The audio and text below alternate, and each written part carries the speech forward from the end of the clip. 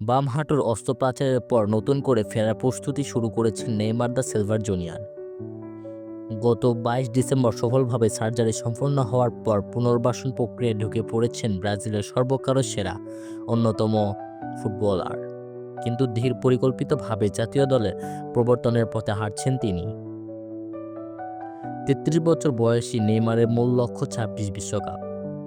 তবে বাস্তবতা সম্পর্কে পুরোপুরি সচেতন এই ফরোয়ার্ড জানেন, টুর্নামেন্টের শুরু একাদশে নাও থাকতে পারেন তিনি। ব্রাজিলিয়ান সংবাদ মাধ্যম ইউওএল স্পোর্টে এর প্রতিবেদনে বলা হয়েছে, প্রয়োজনে সুপার অফ হিসেবেও ভূমিকা নিতে প্রস্তুত তিনি।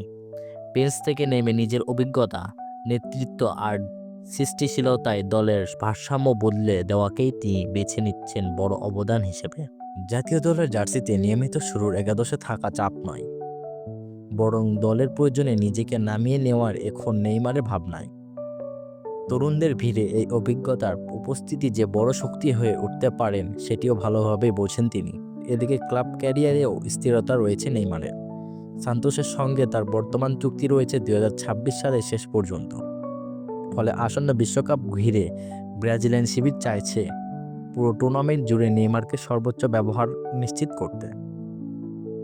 চোট, সমালোচনা ও অনিশ্চয়তার মাঝেও নেইমারের এই মানসিকতায় পরিমিতি ইঙ্গিত দিচ্ছে।